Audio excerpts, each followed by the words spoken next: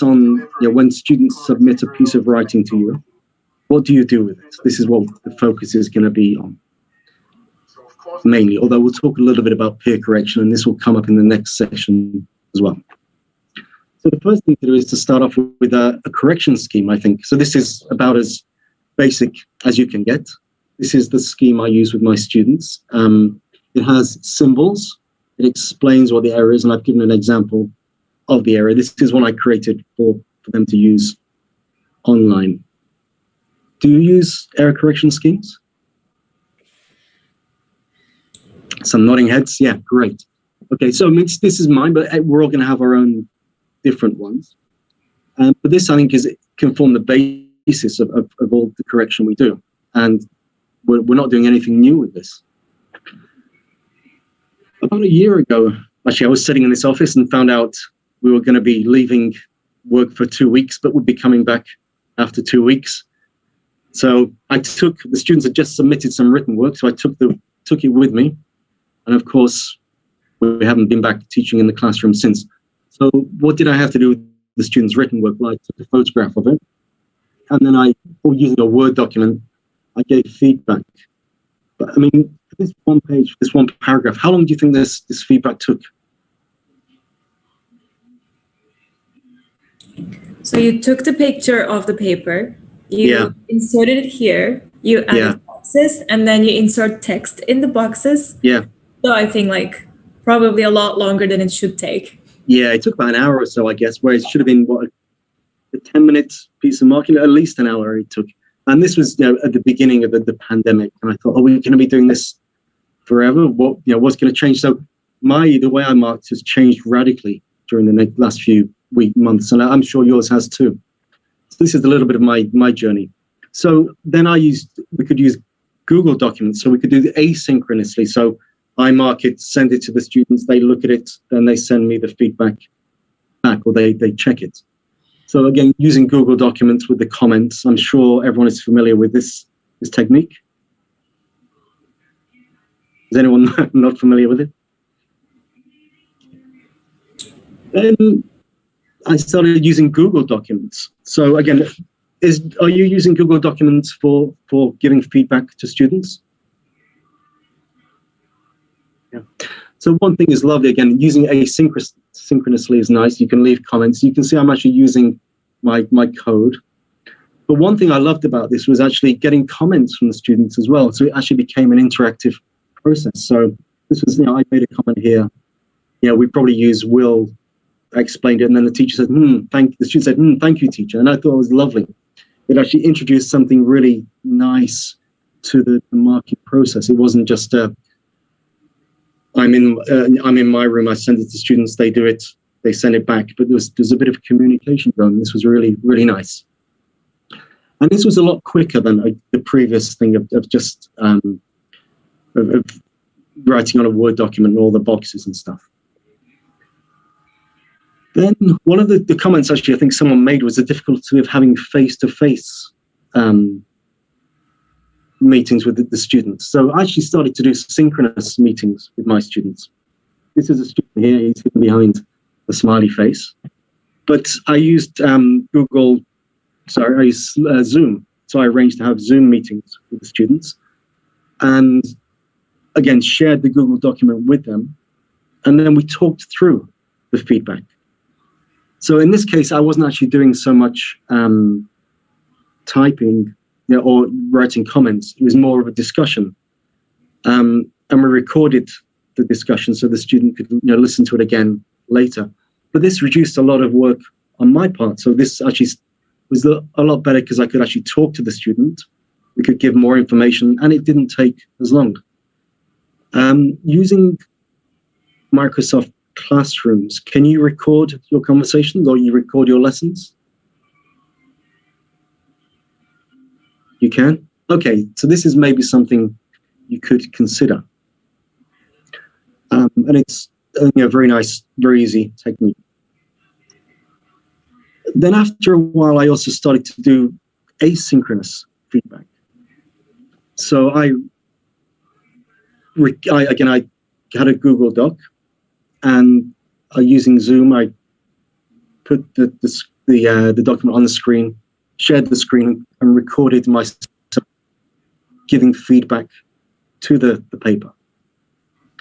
So in this case, again, I've given sort of written I've made some comments, but mostly what I was doing was just going through it and highlighting things and then saying, well, look at the grammar here, or, is this, should this be the singular or should it be third person, and giving them the oral feedback. And the students really, really, well, I got a lot of positive feedback from the students. I wouldn't say they loved it, but a lot of positive feedback, and they thought this was a nice way to get feedback, because I was able to say more and it actually to give more information than I would do by just writing a comment. And sometimes when we write comments, the students have to interpret what we mean, but if we're speaking, we can actually give more information.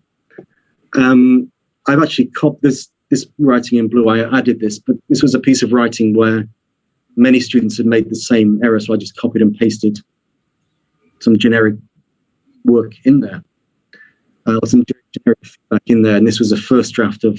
They had at least one or two drafts to this. So this asynchronous recorded feedback may be something you might wish to consider if you haven't tried it before. And for a document of about 400 words, 450 words, I was maybe spending 15 minutes, 20 minutes. Whereas if I was going to give feedback, by hand typing it, it would take an hour or so, at least more than that. So this is a way to reduce the time used. I just wanted to share a tool which you may wish to use. So we've talked about using Zoom or Google Microsoft Classrooms. There's another nice tool I found called Video, which you can create videos of yourself, which you may wish to use to create, to give online or to give recorded feedback to students. So I'm just going to walk you through that. Again, if you want to get if you think about the checklist we had, ease of use, this is very, very easy to use. It's free. Well, there's a paid package, but you get 2 megabytes of bandwidth for free, and you can delete things. So you can record your video, send it to the students, then delete things. So this is something that's going to be usable for a long time. And how to use it? It's pretty simple. So we click on the new project icon. Then we click on the record. Then we click on screen. And then we click on this button to share. Right, I'm just going to stop sharing just for 1 second and reshare again.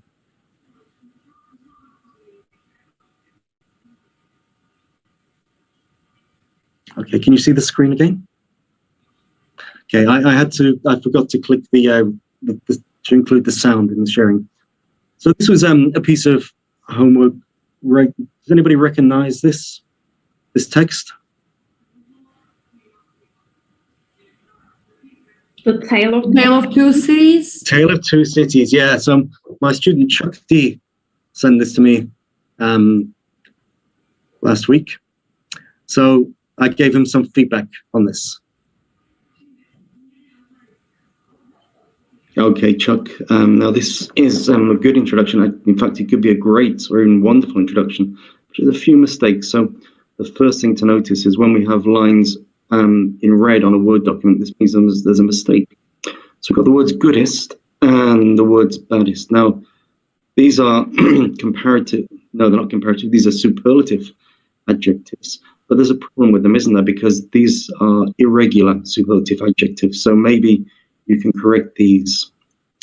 Also, before superlative adjectives, we always have a certain word, a certain article. I wonder if you can identify the article here. Now, we've said it was the goodest of times. It was the baddest of times. It is the age of reason. Now, here you've changed the tense of the text. So maybe we need to change the tense of this verb. Okay, so we'll look. Okay, so that was my feedback. I was going to go on and give more, but this is the feedback I recorded using video. And again, it's an example of the type of feedback you may like to give your students. You know, if you're going to record feedback for them, you can just highlight it, talk about the comment you're going to make, and then move on to the next one. If you record it, the students can be watching the video as they're making their corrections. Okay, Chuck. Okay. Then once you've created the video, you can just click upload. It creates a video which you then send to the students. It's as simple as that. So this was a lovely tool. One thing I learned from my mistakes is I was very bad at organizing my Google documents to begin with. So if you've got many students, maybe keep a list of the students, the different essays, and then a hyperlink to each Google document so you can find it easily. So that's a quick tip. Well, Q-Skills, you're using Q-Skills for writing, and Q-Skills actually has a lovely approach to writing. So, and encourages peer review. You've got to check, the students can write online and submit it to you, and you can give online feedback. So this is the techniques we've used so far are all ones which you could use as Q-Skills. So you could record the comments and as you're marking. Again, you could do it asynchronously. You could use a marking scheme. So as you're using, if you wish to use the IQ component, you can use the ideas we've used so far. One lovely thing about Q-Skills is it encourages peer feedback. So maybe you could even encourage students to give peer feedback on videos. That may be a nice way. And we're going to talk later about integrating skills. Well, what better way to encourage the students to speak than to give their peer feedback via a video?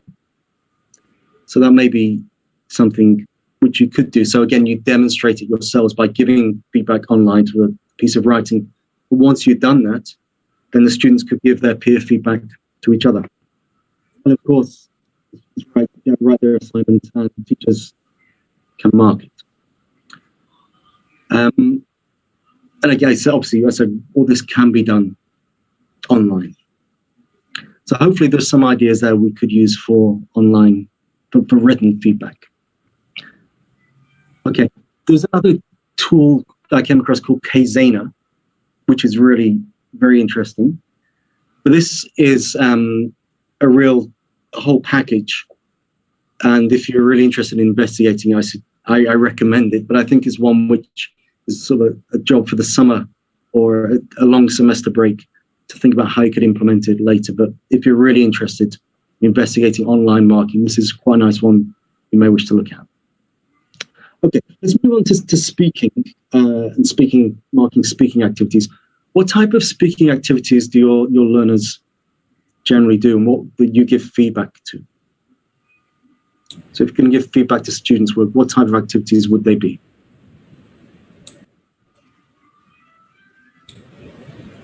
In the first 2 semesters, in foundation and intermediate level, they are getting prepared. So they prepare first, they prepare a presentation, and then based on that presentation, we grade it to students. Okay, so it's a presentation. Yeah, and we provided written feedback. Okay, lovely. Good. I mean, would they ever do videos as well, maybe conversations? And that was in-class activities. Yeah. In my class, at least. Okay. So for now online, do you ever give feedback to students' speaking activities?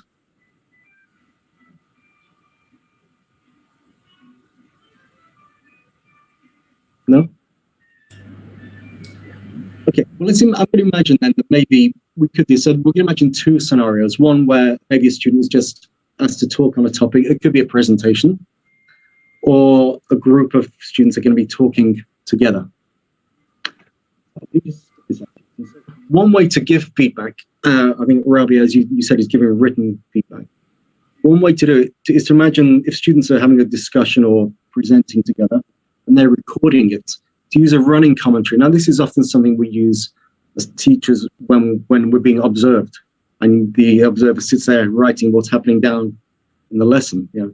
10 past 10, the teacher gave the instructions. Here, we'd maybe do it for the students. So we could say, we've got, this is focusing on more than one area. So we've got some students. We've got Jiggly, Tarkan, and Özlem Tekin. And they've each got codes, so the J for Jiggly, T for Tarkan, and E for Özlem. There's a group discussion where they're talking about their favorite TV programs. And the feedback focus, this has actually come from a rubric we're using. So it could be coherence, grammatical range, pronunciation, lexical resource, and fluency. Here I've highlighted, we're just going to focus on giving feedback on grammatical range and accuracy and lexical resource.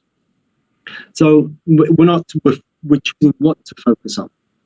And then as the marker, I'm watching the video and I just give feedback. So at 10 seconds, Jiggly said, I've watched 2 films last week and I said, is this correct? So they can watch the video back again and look at the comments and hopefully get some useful feedback. Now, again, it's up to you depends on how much time you have, how much detail you wish to go in. So you can go into a lot of detail or less detail. You could choose to comment on 2 or 3 different areas or just focus on one area. It's up to you. So this will give you the flexibility to give this feedback. And again, some overall comments at the end. The other one you may wish to do is to focus on all the subject areas. So here we've got coherence, grammatical range, pronunciation, lexical resource, fluency. Each of those has got a code. So here we've got the time, the learner. So this was Kemal Sunan. And the focus is on fluency. So at this point, he said, you said you enjoyed primary school. Can you give an example? So getting them to think about the way they're giving information during speaking activities. And again, some overall comments. So this is the type of tool you may wish to use to enable the students to watch their videos again and hopefully learn from it. And in this sense, it'd be nice because they could also learn from the comments you give to other students. And again, it doesn't have to be incorrect statements. Özlem said, if I'd felt safe in the cinema, I would have gone to see Tenet. So that was recognizing something nice that she'd said as well. Okay. Now that was for groups, but of course we could just make this for one student if they were just going to be talking, giving a monologue or a presentation on their own. So we just focus on the area and just do a running commentary for that one student.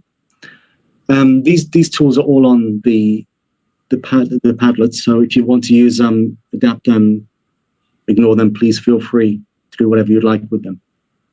Okay, I'm moving on quite quickly because I know we're coming up in the break soon. Has anyone ever used Flipgrid? Yeah, and Yasemin's nodding. A few other people are nodding. So Flipgrid, again, is a nice tool where we can set tasks for students and they can give a little bit of, they can say something and we can give feedback to them as well. So quickly going to demonstrate maybe how you could use this if you haven't used it so far. So we click on the educator login. Now thinking of our list, educator login. So it's probably going to be free for educators for a while as a basic version. And also it's very, very easy to use. And it serves a good pedagogical purpose. So then we click on create a group. Our group's called Online Feedback.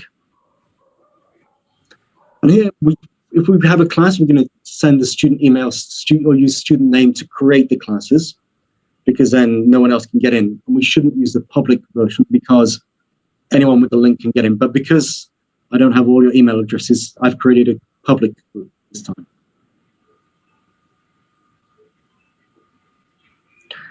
Once you've done that, we add a topic. Our topic is giving online feedback. So the question is, are there any methods for giving online feedback from this session you might try in your teaching? Or do you have any other ideas for giving online feedback? And as a teacher, you can add some media to this as well. And I've chosen to add a video. Let's just add this quick video. Hi, in this session we've been looking at ways to give feedback and correct students' online spoken and written work. So I was wondering, are there any of the methods that we've used in this session that you may try to use in your teaching?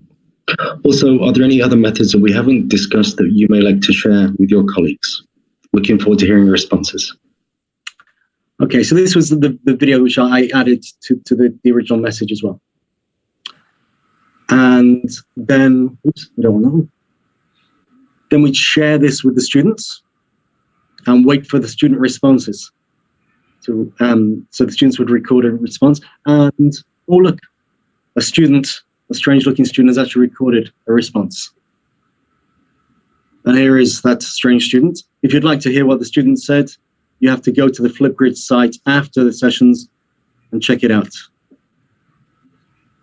But as a teacher, the feedback you can give, there's a lovely tool, so you can actually give written feedback, or you can give recorded feedback. So again, you could give a video feedback. So this is a nice way to give feedback to, to short activities your students do.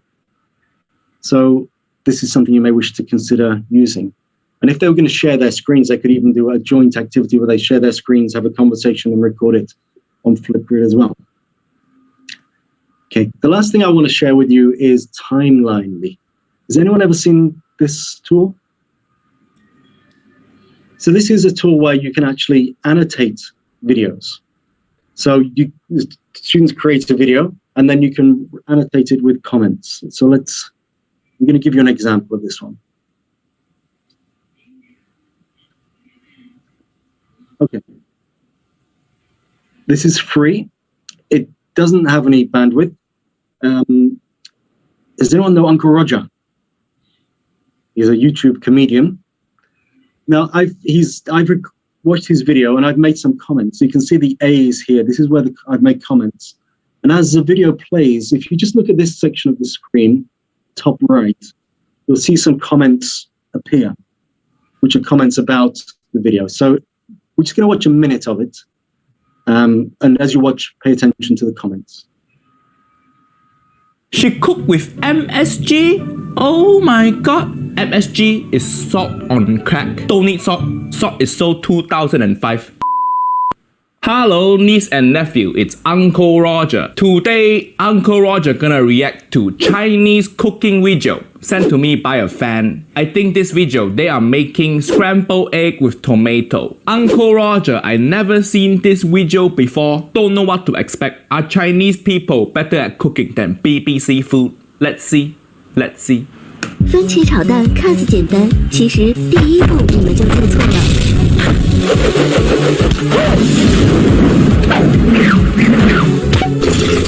What? Too many things happening. Too many things happening. This is not... I thought this was supposed to be cooking video. Teach you how to make scrambled egg and tomato. But why all this Kung Fu Dragon Ball bullshit? What is this? Good transition to the rest of the video. I'm excited to see what it's going to be about. But just be a little bit careful about your language and maybe using language that may be offensive to other people.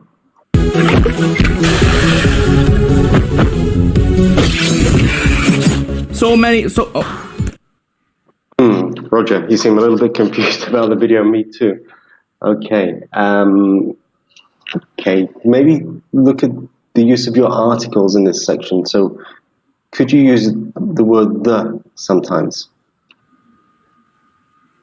So many things going on. Uncle Roger need to take... Okay, we're going to stop Uncle Roger there. I find him very, very funny. Now, if you notice the comments actually came before the event that I was commenting on, which is one nice thing about Timelinely. You can actually make the comments before.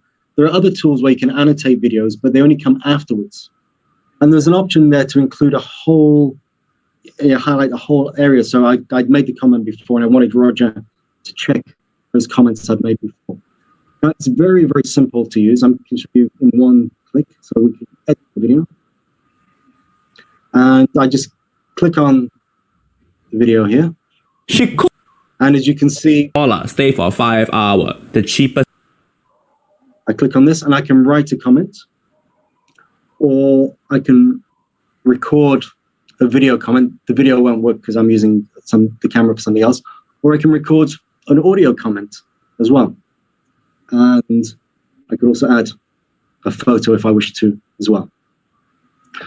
So this is a lovely tool, which is very, very easy to use. It's free. Now, one problem with it, one issue with it, not a problem, is that you have to have a YouTube video. But our student, yeah, we could get our students to create a private account, which only you and they can see. So anyone they invite, they can upload their videos to the private account. They send the link to you. You just plug the link into this video, and then when it's done, you send a link to the students and they watch the video. It's very, very simple. It doesn't use any bandwidth. There's no storage. So it's a fantastic tool which you may wish to use. Very, very easy to use. And again, you can write as many or as few comments as you wish. Okay. There's another tool called Video Ant, which is similar, but again, perhaps not as good because you're going to leave the comments after the event that you're commenting on. And also, it's from the University of Minnesota, sorry, which is great. But one problem with that is that it's funded by them. So if the university pulls funding, the site's going to disappear. So it doesn't have the longevity we discussed. Okay, so that's this first session. Hopefully we've given you some ideas of tools you may like to use and reasons why they're good tools and good techniques for using them, for giving feedback to the students. We've got a break time now for 10 minutes, and then we're going to come back and talk about teaching in an integrated manner. But I'll be here if anyone has any questions. But if you want to go and have a coffee or a cup of tea or whatever, please do. But I'll be here to answer any questions you have in the next few minutes. Okay. So thank you very much for the first session. Thank you, Andrew. Thank you. Thank you. Thank you. So please feel free to turn your cameras off or whatever and just relax for a bit.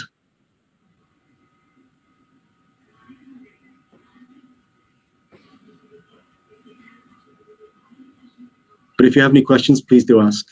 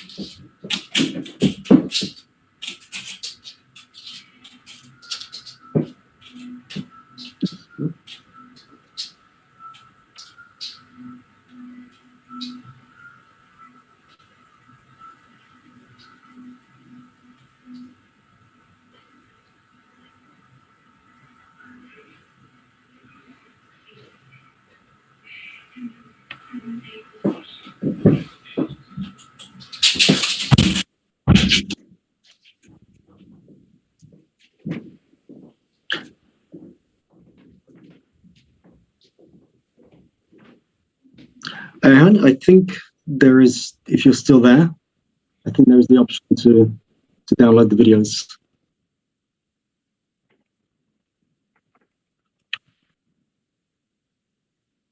Yes, I'm still here. Yeah, I think there is the option. Let's just check. If you can see my screen, you can see I'm trying to log in. Yes, I can.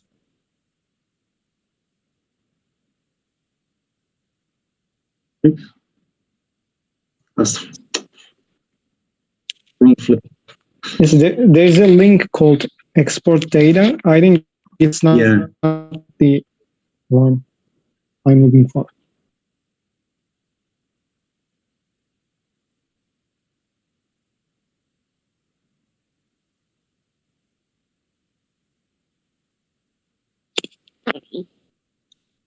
Okay, so actions. Okay, let's go to the topic. From actions, I think we can download it. Yeah. Right? So Perfect. download video. Yes. Cool. Yeah. Nice. So we can use it freely. Yes. Yeah. So I mean, Thanks this is it's. I mean, there's a lot more to it than I showed you as well. I just showed you the very basics. Thank you. Pleasure.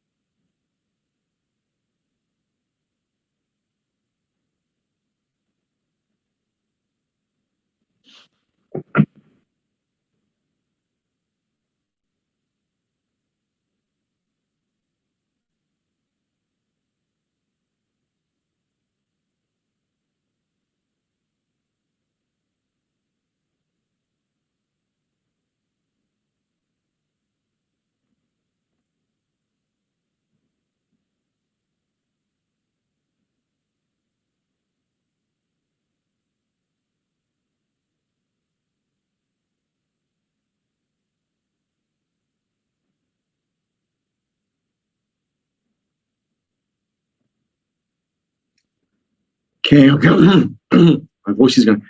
Okay, Wuja, welcome back. Songo, I think, is there. Isa's back. Thank you. Okay. Hello again. Hi, welcome back. Hi. Have a good break.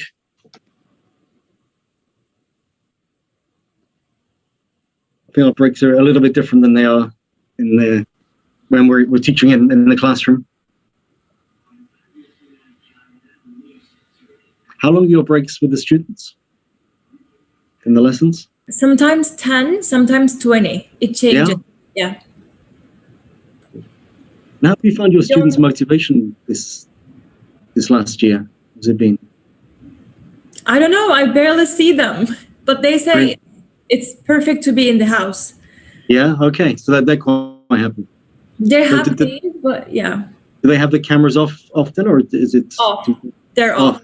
Yeah. Andrew, this is the major drawback for us. Yeah, I'm not. It's a problem we face as well. Yeah.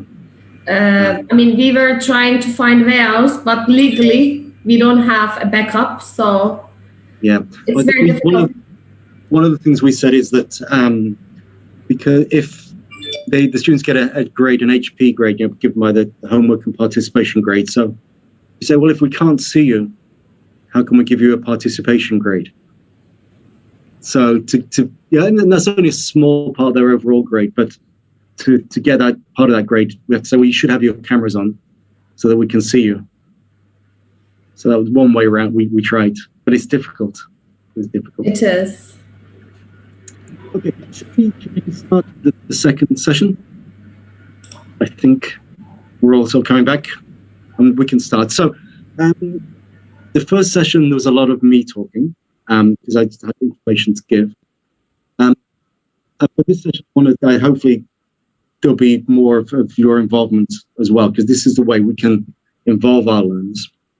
So this session is going to be about teaching skills in an integrated manner. And of course, when we're using our resources, the course books, English File, or Q Skills, often the teaching is broken up into, reading, writing, speaking, listening, grammar, vocabulary. But in real life, we use all these skills all the time, pretty much. So we very rarely speak without listening. We very rarely write without, reading, and often involves speaking and listening. So the skills are often integrated. So let's look at some ways. Hopefully we can promote integrating skills and also try and motivate our students, motivate our learners and get them involved in the lessons a little bit more, especially in an online context. So the first thing I have to show you is this picture.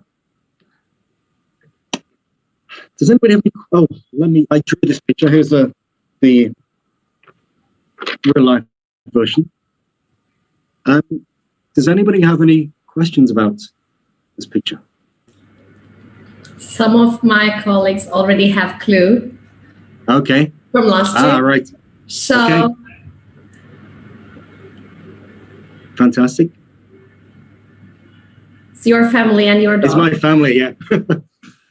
So does anybody, that's fine, as long as people know that's not a problem. So does anybody have any questions about my family?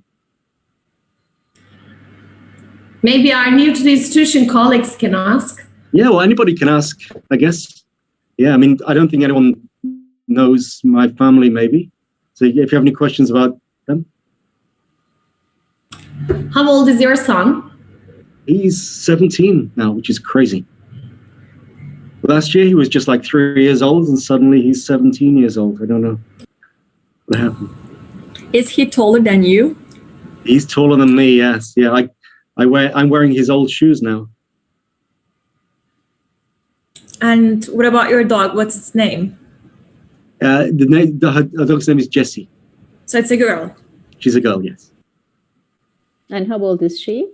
We think she's about 11 or 12 years old. We're not sure. We got her from, she was left on the streets, so we got her from the kennels, yeah. Yeah, who drew that picture? Well, the best artists, I drew this picture, yeah.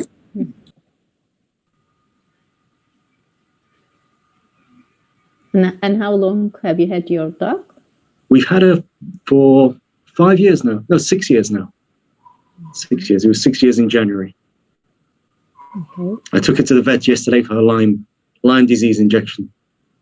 And when did you draw this picture?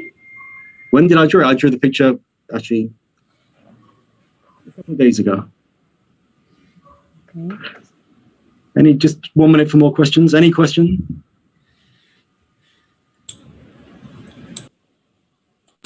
Do you think you're talented at drawing?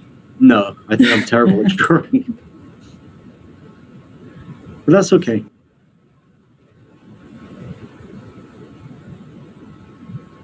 Okay, so if this was a lesson, I'd give the students more time to ask questions. And as time goes on, you need a little bit of time for the students to actually to become comfortable asking questions. Because I'm quite happy for you to ask any question, how old are you, or, even personal questions. Again, you can decide on the questions you want to accept. But the question I wouldn't accept is, tell me about your picture. Questions must be specific.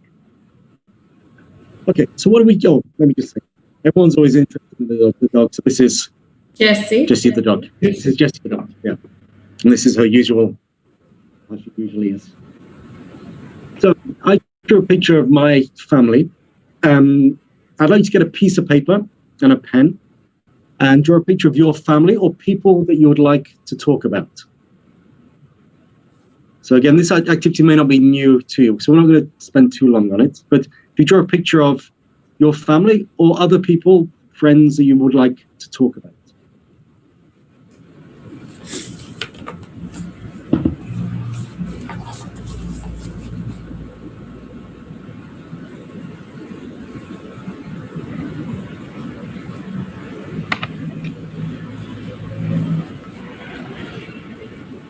You got about 1 minute to do that.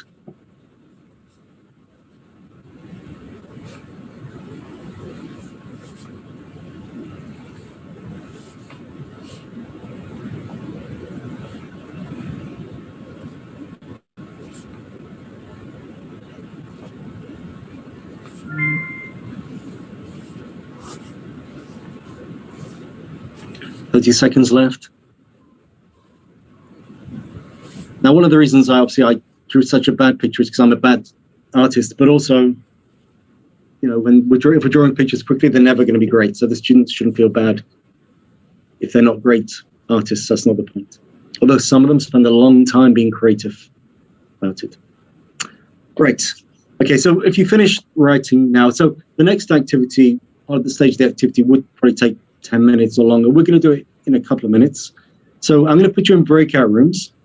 And in your breakout room, I just want one of you to show your picture to the camera, and the other people in the breakout room to ask questions and find out as much information as you can about the people in the picture in about 2 minutes. In the classroom, we would do this with all the participants, but we don't have a lot of time. Okay, so I'm going to put you in breakout rooms just for about 2 or 3 minutes. One person holds the picture, the others ask questions, find as much information as they can in that time. Okay. The breakout rooms should be open. You should be able to join the rooms.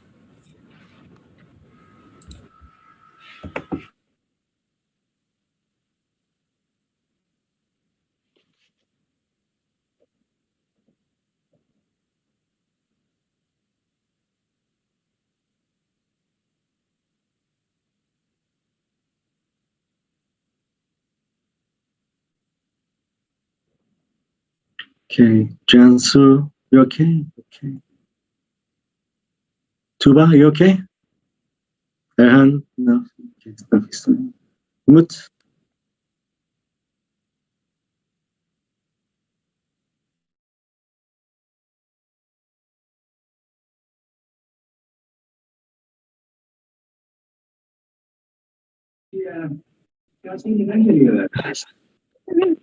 Öyle mi? Ya aynen birbirimize denk geldi. İki kişi var. Orayı tam anlamadım. Tamam.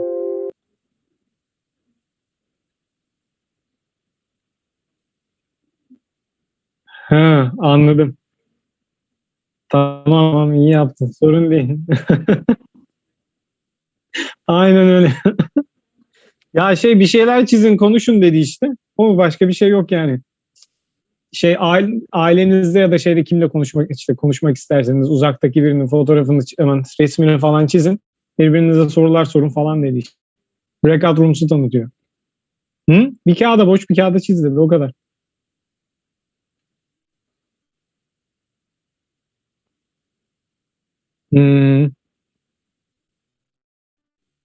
Zoom ki evet farklı. Biz hep Zoom kullandık değil mi?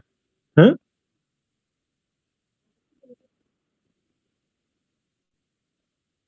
Hı hı. Ha, iyi yapıyorsun ya. Ya burada çok öyle değişik bir şey yok. Geçen hafta gördüklerimiz bizim kullandığımız güzel bir şey gösterdi. Video editleme sitesi gösterdi. O iyi. O belki kullanılabilir. Diğeri Flipboard falan işte.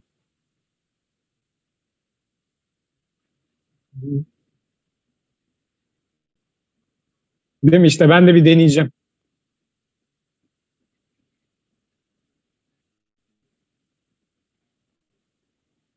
Değil mi? Aynen öyle. Bir şey yapacağım işte ya, ben de. Bir haftaya başlayalım, deneyeceğim hepsini. 16 saniye. Tamam, görüşürüz. Sana da kolay gelsin. Okay, not to worry. Not to worry.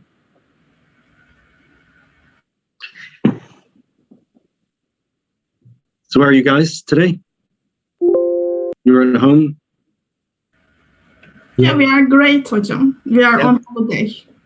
You're on holiday, so you haven't started teaching yet? Yeah, but we will start it on Monday. On Monday. They're not on holiday. The students are on holiday. As usual. Yeah. Time for you to prepare.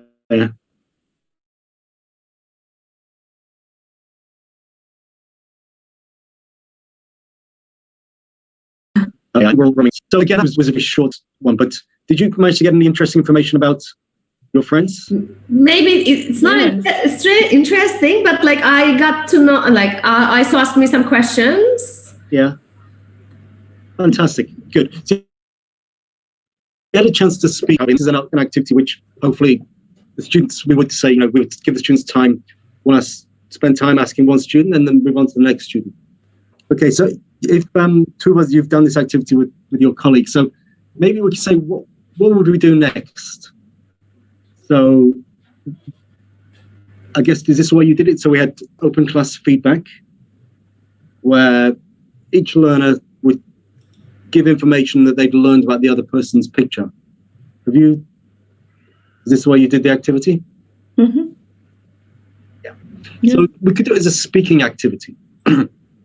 Any other ideas about what we could do next with this information?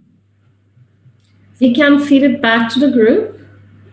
Yeah, so we could feed it back and as a sort of an open class activity, which would be lovely because it's sharing information, showing that we've listened. Or they can write a paragraph. Yes, I was going to say the same. About a day they spent with their family or something like this.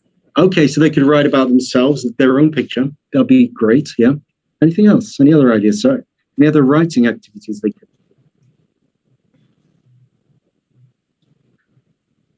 Well, I thought maybe they could write, again, depending on their level, they could write a paragraph or a few sentences sharing the information they've learned. So just as the speaking activity would say, Aisu, can you tell me about Yeshin's picture? We would say, well, Aisu, can you write about some information about Yeshin's picture? Mm-hmm. So, and I thought maybe we could use a Google document for this. So everybody writes on the Google document. This is one that I wrote about my friend Tarkan. I spoke to him. I got information about Tarkan, and he drew a picture of his family, of a family.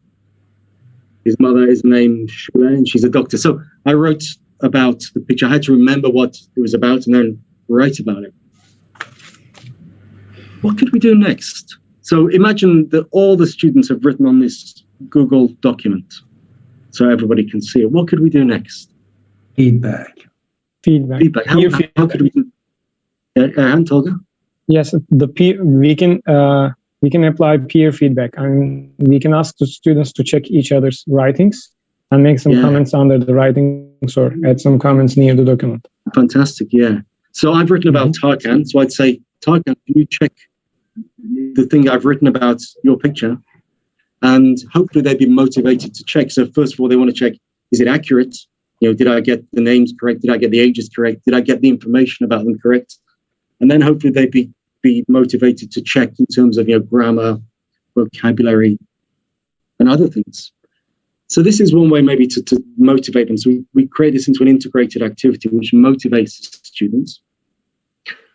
And when we said earlier on, maybe we could get the students to encourage them to give peer feedback and get them to using marking schemes even. We could say, well, use the marking scheme to correct your friends. So we're getting them used to the marking scheme we'd use with them, but also them using it with each other. And because the activity is about personal information, hopefully they'd be more motivated to share it.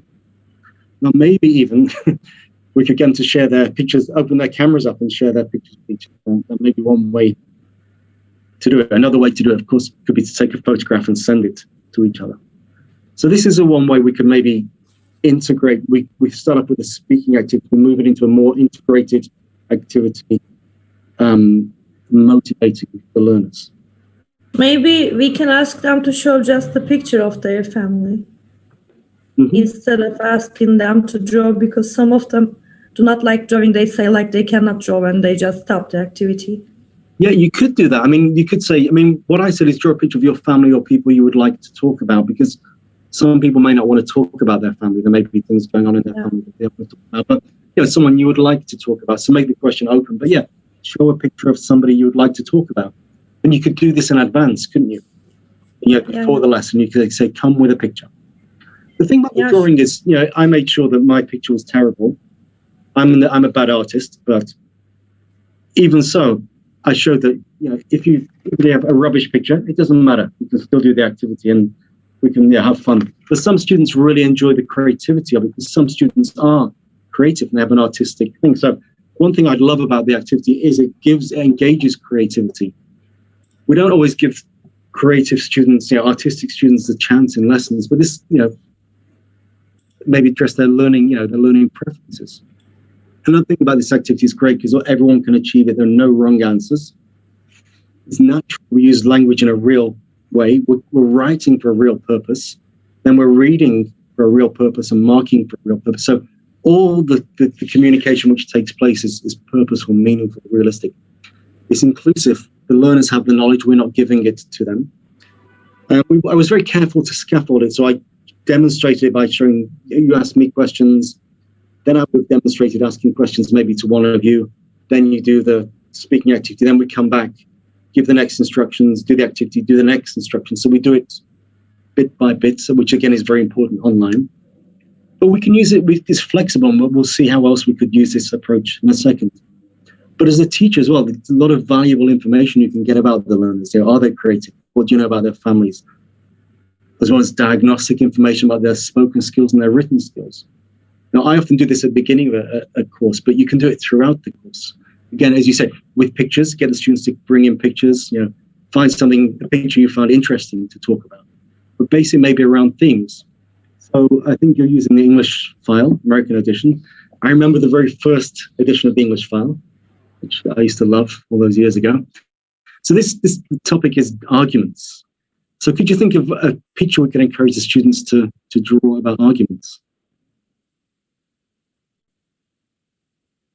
Any questions we could ask them?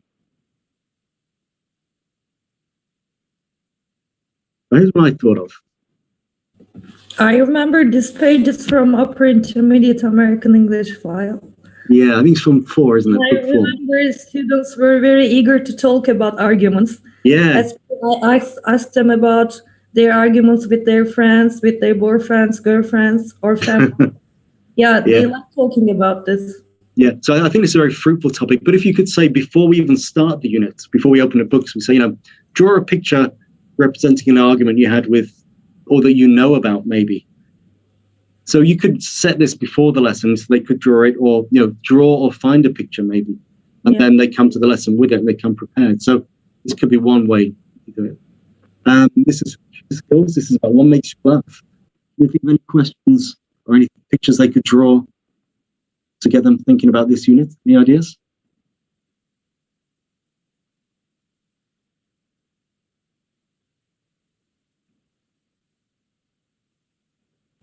So they can draw anything that makes them laugh.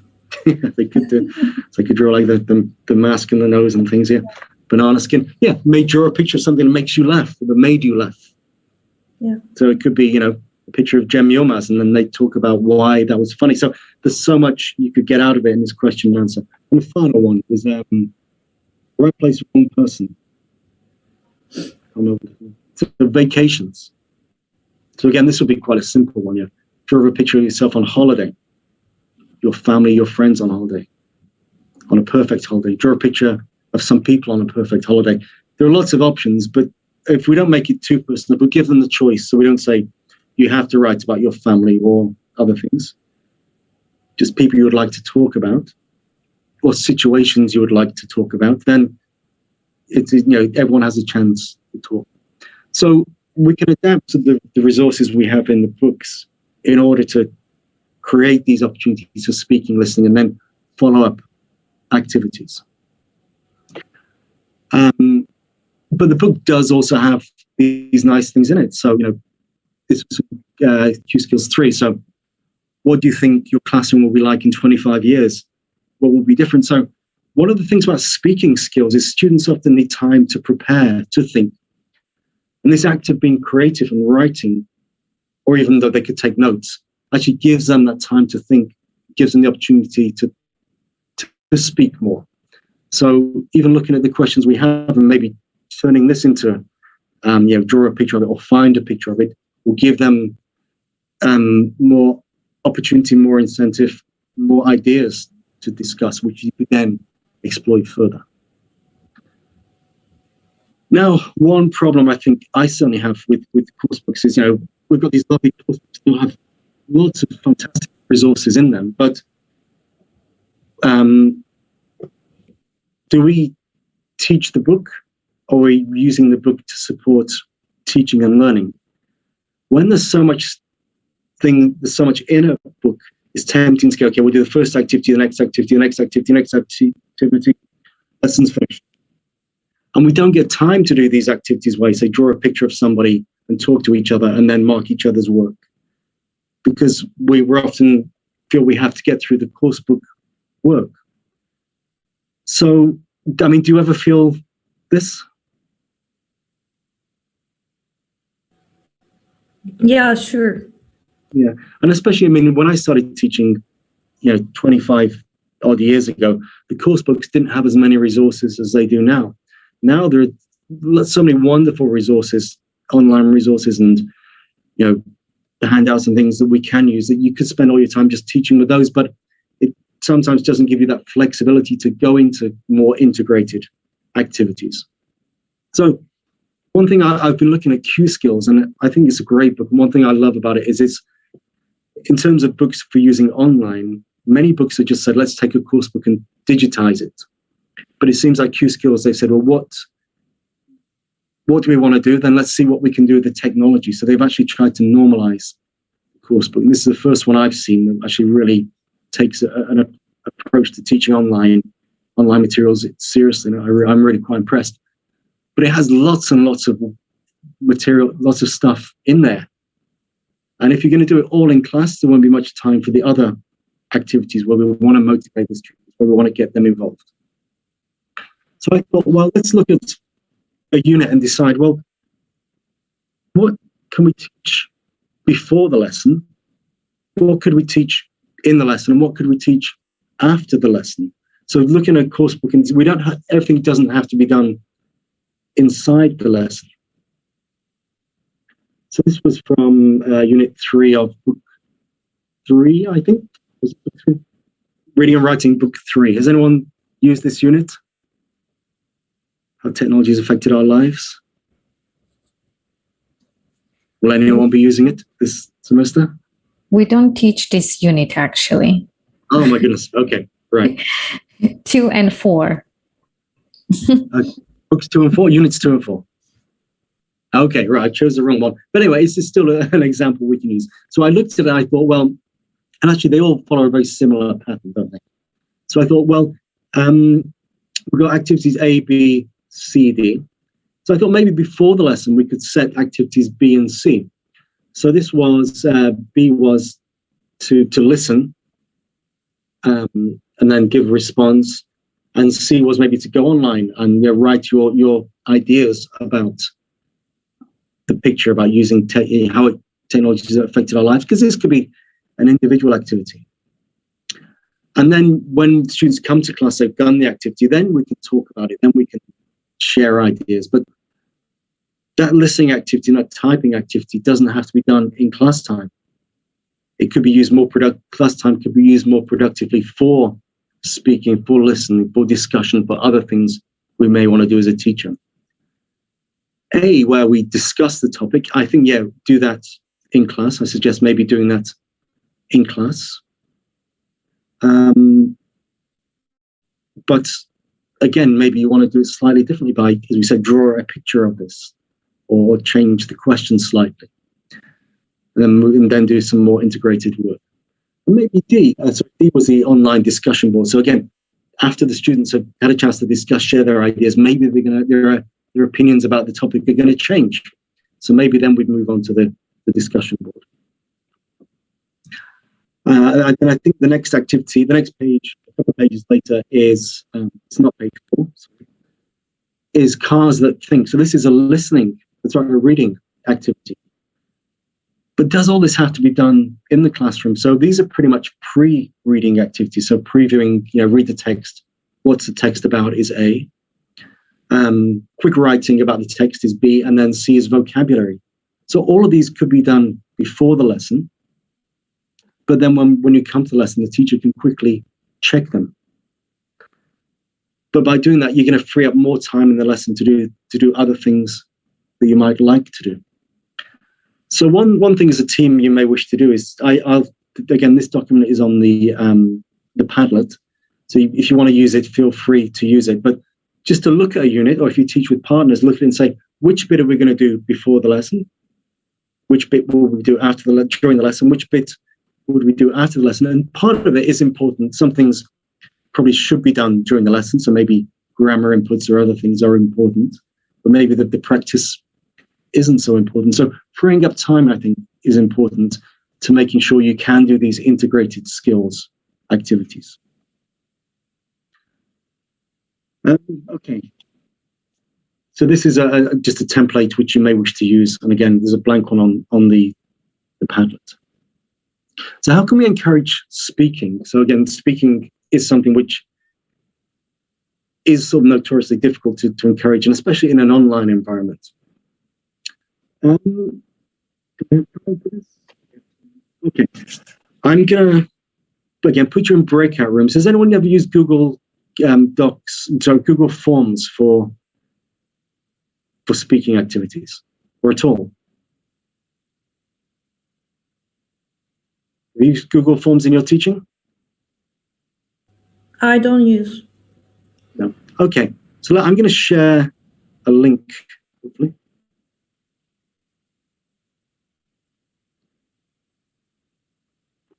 I shared a link with you, and hopefully it should take you to a form which looks something like this.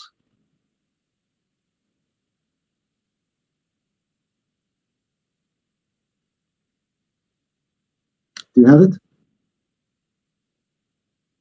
Yeah. Okay. So this is a Google form, and I've basically taken the questions from Key Skills Book 3, second edition, unfortunately book 3, and pages 56. So this is like a questionnaire for the students to ask and answer each questions. But thinking of yourselves as a teacher, how would you answer the questions? Now, before you do that, I'm going to put you in breakout rooms again, just for 2 or 3 minutes. And ask you to answer the questions, but only one person in each group will fill in the form for the group. So you need to discuss the questions, answer them, but one person in the group will fill in the form.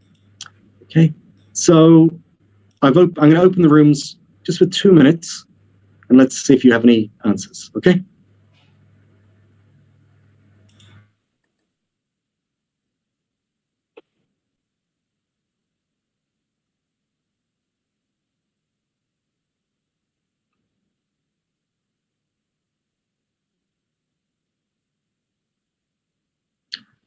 Okay, a few people still here. You all okay?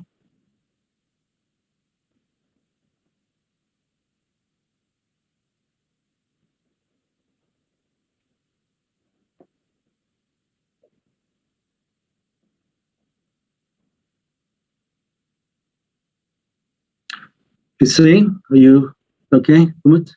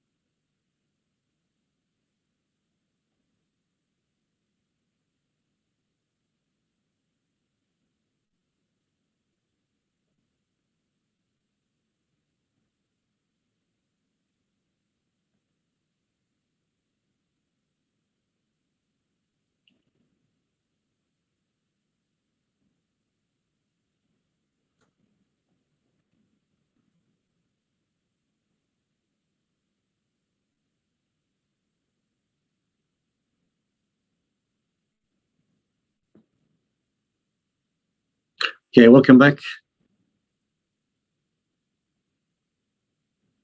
Okay, so this was again a very short activity which we would spend longer in the classroom. Now, as a teacher, when you gave those, if you haven't given your responses, just maybe you can just send them now. It doesn't matter what they are. So, but as a teacher, I can see the responses. If I want to, I can collect email addresses as well, but I haven't done that. But if you wanted to set this for homework, for example, and see if students have done their homework, you can collect their email addresses, and that will be a good record of homework.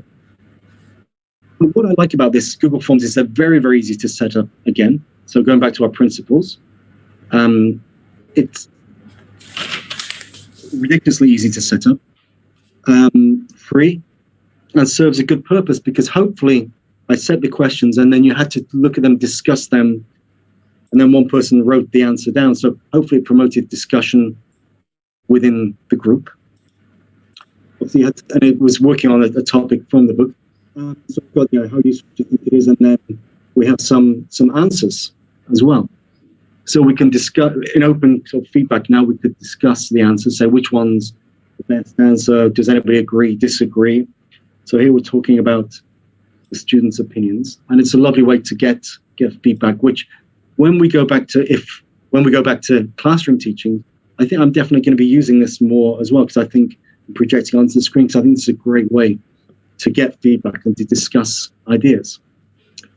So we've got some lovely data. We've got responses. I'm not going to go through that, but I hope you can see how this could be a great activity to promote discussion in the classroom. And this is from English File, I think. There's a questionnaire about driving. You could apply this questionnaire to other situations. But what next? What could we do next with this activity? So they've done the speaking, they've talked to each other, we've got the data, we've got the answers. Maybe they can prepare a task depending on the answers. Yeah, there could be, and especially one where you got data. So most people think this, some people think this, 25% of people think this. So if you've got one with data, then you could do some nice work with that, some nice piece of writing. It could be a short presentation, couldn't it? Most people believe that we can use computers because they're easy to use. So there's lots of lovely things you could do with that, following on from it. And the students could be doing those projects outside the class. You could say, as a group, make a short video presentation of this, a 2 or 3 minute video presentation. So again, lots of things you could do with this tool, which is very nice and easy to use. Okay, 15 minutes. Got a few more things to talk about. Again, using Google Forms, you may want to do this with listening. So this was a listening task from Book 3, American English File. Miranda and Stephen, this is about parents. So again, true, false questions, and then if you think it's false, answer the question. So students listen, put them together in the groups, and they answer with the Google form. But this way, actually, you'll get the corrected answers. And here you can look at it and say, well, we've got 5 corrected answers. Are they all correct, or how would you change them to make them correct? So really a lovely way to get feedback. And similarly, with grammar activities, this was for Q skills on using will. Actually, you could use a Google Doc, a Google form, but actually I did it on a Google Doc as well. So getting the students to write their answers on a Google Doc can be a good way, again, to encourage them to be working together. So this speaking, working together, putting the answers together, and then it's a very easy way to give feedback and to focus on the answers. And then you can take it from there. Okay, so I just want to focus on Q skills a little bit, because I think Q skills is a lovely book. You're using the reading and writing book. You're using book 1? Is that correct? Are you using book 1? 2 and 4. Oh my goodness, I got the wrong one again. Okay, so this is book 1. This is an example, but I think, again, the books are similar. And this was book 1, unit 6, I think, on there's always a question, isn't there? And the importance of honesty. And the question is, the end of the unit, the student's going to write a question. Is it ever okay to lie? And they're encouraged to use a variety of resources in the book. So there's 2 readings, Do People Tell Lies? Honesty and Parenting is another reading too. But also they've got a video to watch, and there are some discussions in there as well. So when they come to the end of the unit, they're encouraged to use this information to write a text. And this is the same in all the units. So one thing we may want to think about is as we do in academic work, if we're writing an article or we're studying or things, when we read something, we always take notes. And then when we come back to the notes, either when we're writing our essay or whatever, our article, then we go back to the notes and use those to write. So maybe it's a nice idea to think about the students doing this.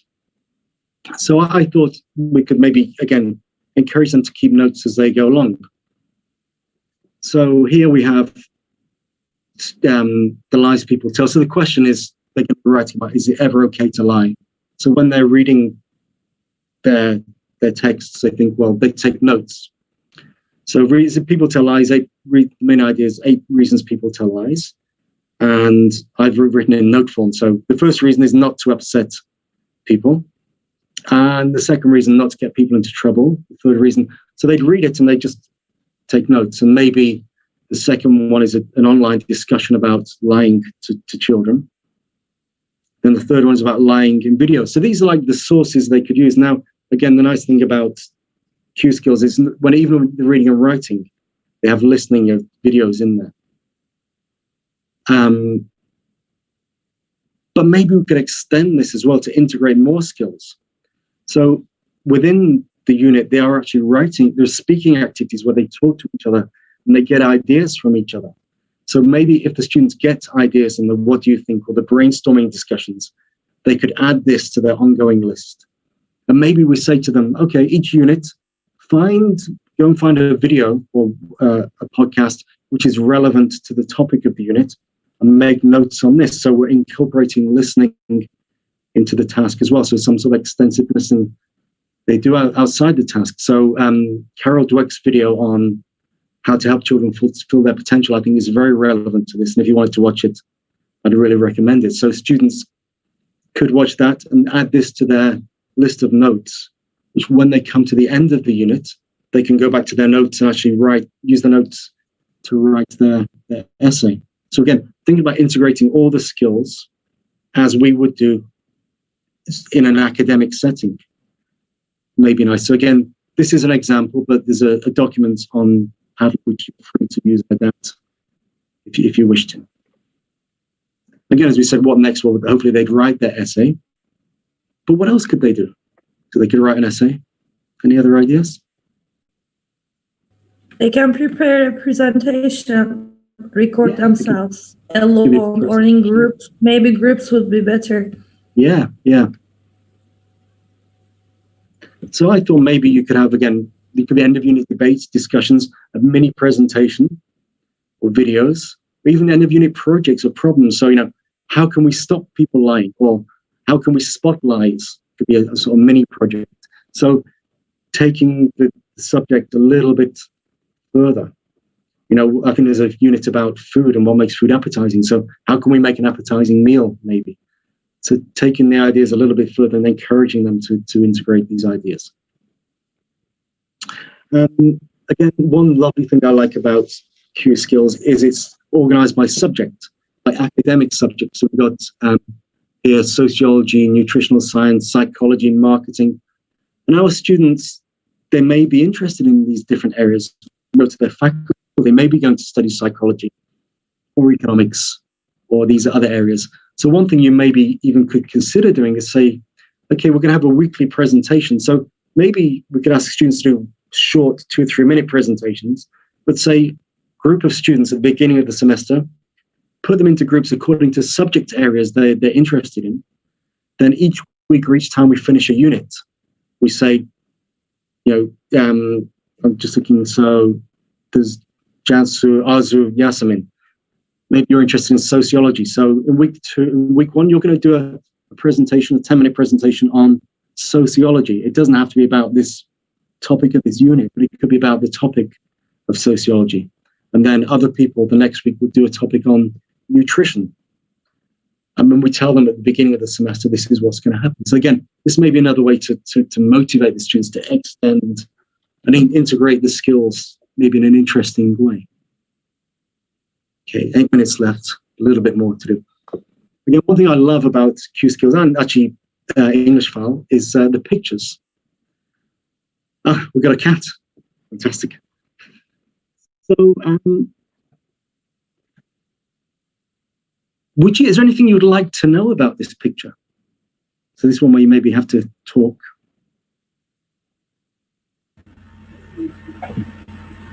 It's about giving presents, gifts.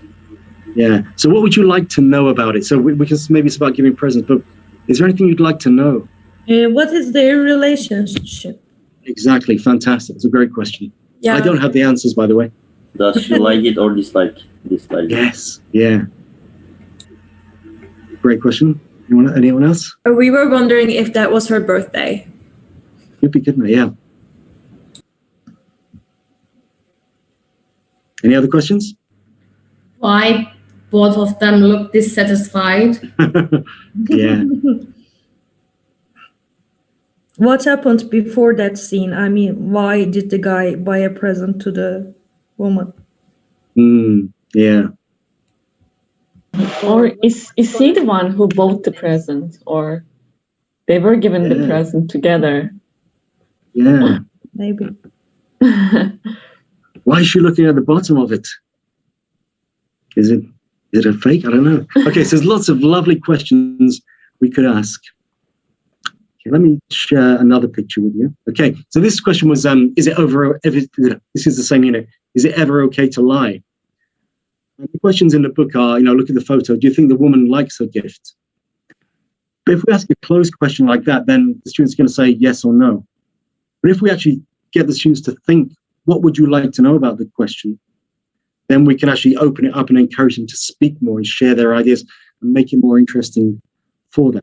So here's a picture from, I can't which it's from Q Skills. I'm going to share a link with you in the box. Now, hopefully, if you go to this link, it will take you to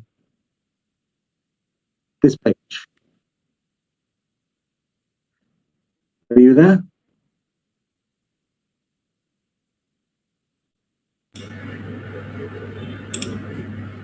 Okay, now what I would normally do at this stage is we're running out of time, so it's a bit short of time, but I'd put you in breakout rooms and I'd say, okay, speak about the picture. What questions do you have about the picture? What would you like to know about this picture? So I'm going to give you a minute or two just to write any answers, any questions you have about the picture here. So what would you like to know about the picture?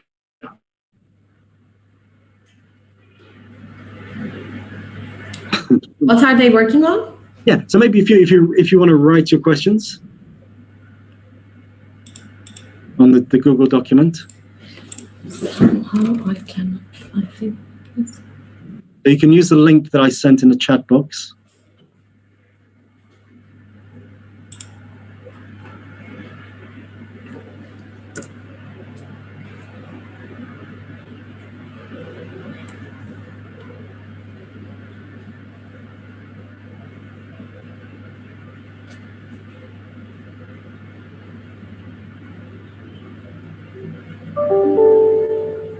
James, can you give 45 seconds more? Again, obviously, if this was a class, we'd spend a lot more time doing this.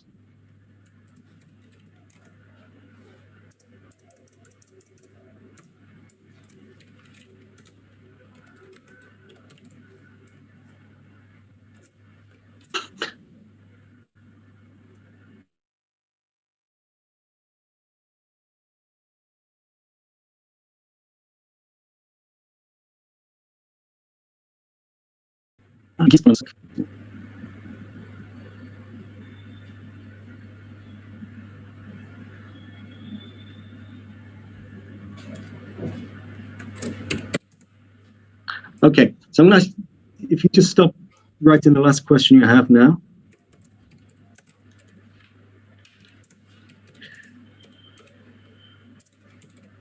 Okay, so what do you think we would do next? So imagine we've spent 5 minutes or so, 10 minutes in breakout rooms, and students have discussed the picture and come up with questions they'd like to ask and written on the Google Doc. What would we do next? What could we do next? I think this will need some corrections, maybe. Yeah, they could need corrections, definitely. What I would do is I'd say, okay, well, I'm going to put you back into breakout rooms, and this time answer questions that you think are interesting, but don't answer your own questions. So I'm going to give you a minute to see if you can answer any of these questions. So answer a question that you didn't write, anything you find interesting. And again, this will be done in a breakout room.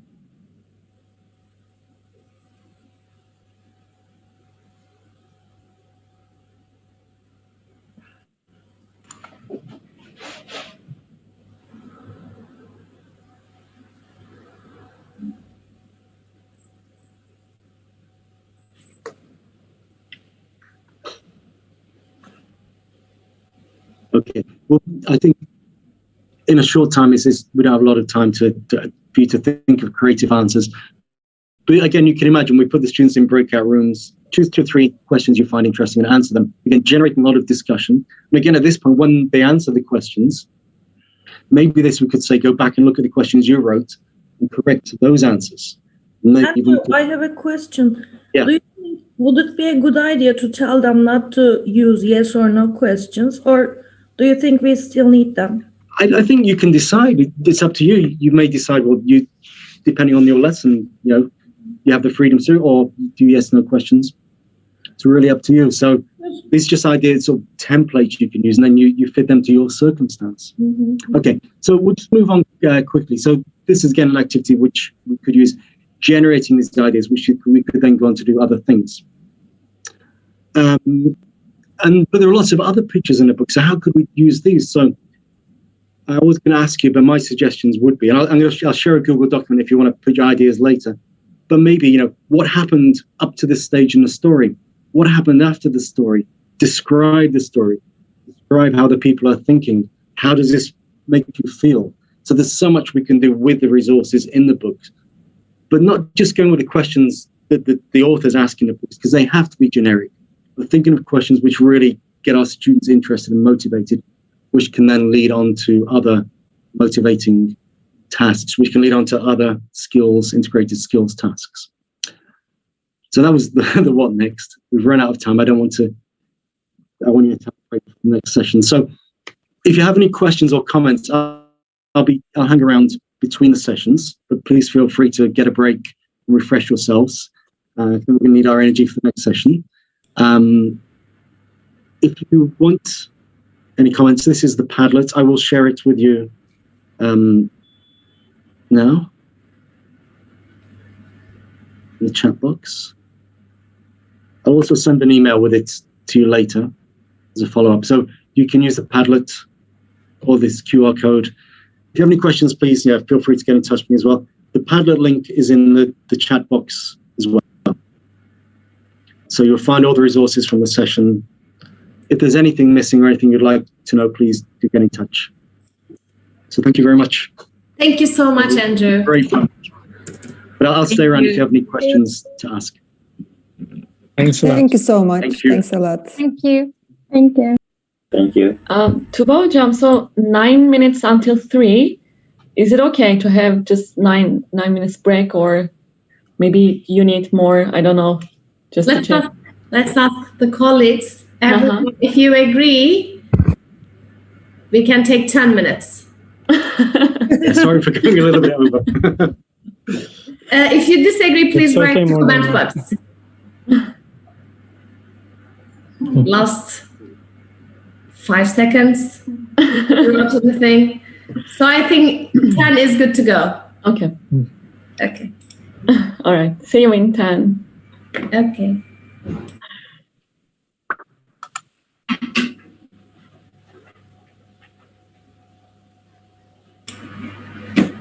Andrew, thank you so much.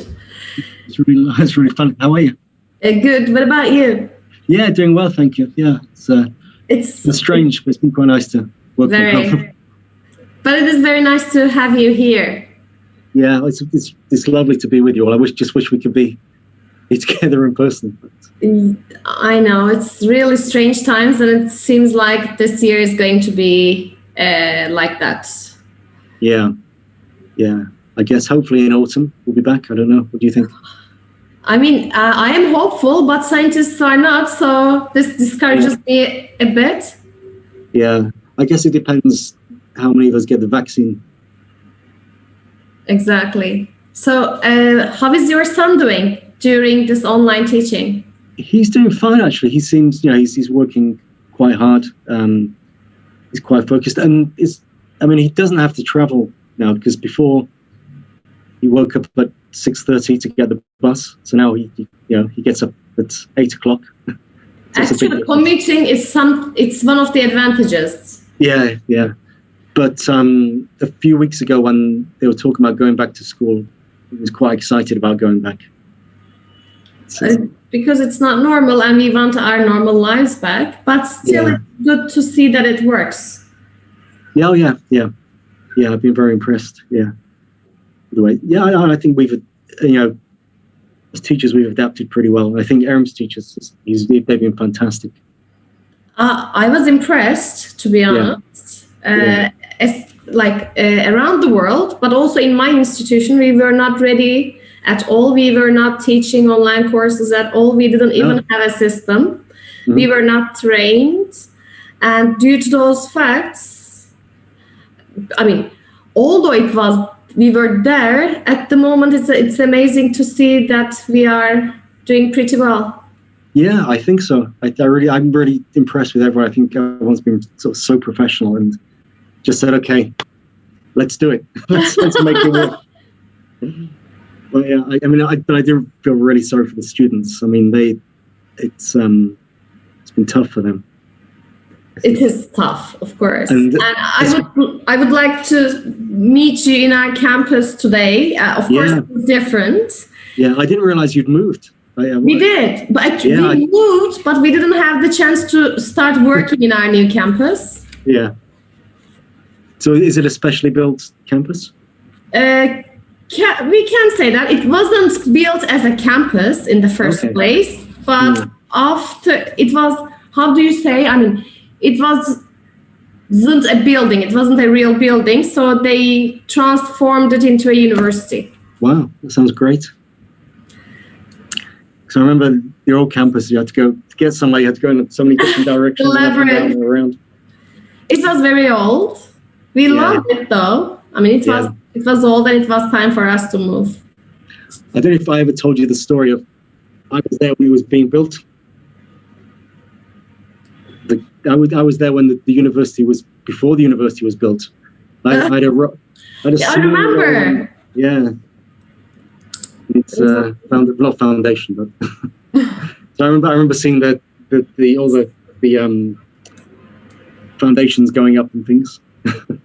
So you didn't have you are in camp today. You told us that you are in campus. I'm on the campus today. Yeah. In the foreign languages building. Yeah. So I'm just in my office today. Yeah, it's very quiet and it's just me. I haven't seen anyone else around. Yeah, it's a very nice one, I must admit. Yeah, it's lovely. 2 or 3 weeks during SLTEP. Yeah. And in summer it is lovely, of course. And SLTEP is organized around July, I think. Yes, yeah. June, July. June, July, yeah. I think. It depends, I think. Yeah. So just looking. Can see outside of my window. I can see the campus. It looks lovely, and I just sitting here. I realized I did miss going to campus sometimes. It is. For a change, you can do it because, as far as I know, your wife is working from home too. Yeah. So to have some time, to have some quiet time. Yeah, although it's been quite nice. Actually, it's been quite nice. Yeah, we've all 3 of us and our dog. We've been together and we've had quite a nice time. But it is just sometimes if 3 of us are working together, finding space So last week, because I've been on the balcony when the weather was nice. It's an enclosed balcony, but it's still cold at the moment. And my wife sort of used the living room, but she was teaching till 1:30 today. And last week I tried to use the bedroom, but the internet connection is pretty poor there. So I was doing a session, and the internet connection was okay. And then, of course, as soon as the session started, it dropped. So I had to move into the living room. So I thought, today, let's just come to the campus, make it And the easy. weather is not that bad. Yeah, it's nice, yeah. Yeah, so it's in my office. It's been good. I hope we will meet in campuses in our universities again. I'm sure we will. Soon. I'll grab a cup of coffee. Yeah, and please we'll do. be back. Yeah. Do that.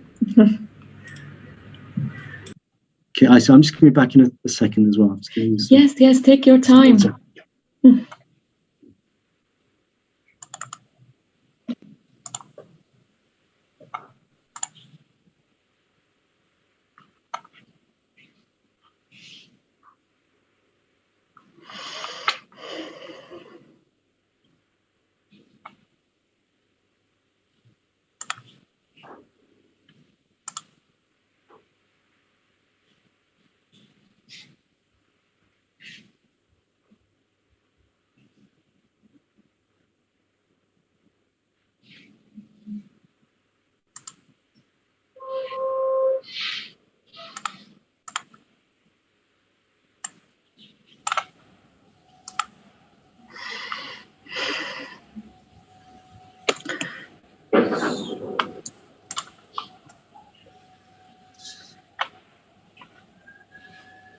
Hazır mıyız Ayşe? Hazırız. Hazırız dersek hazırız. Bir kapıyı kapatıp geliyorum. Tamam.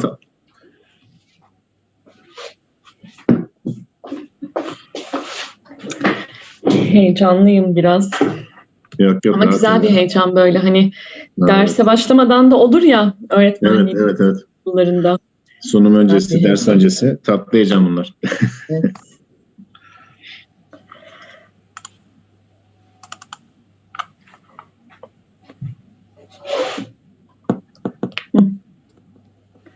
So you can see my slide, I think.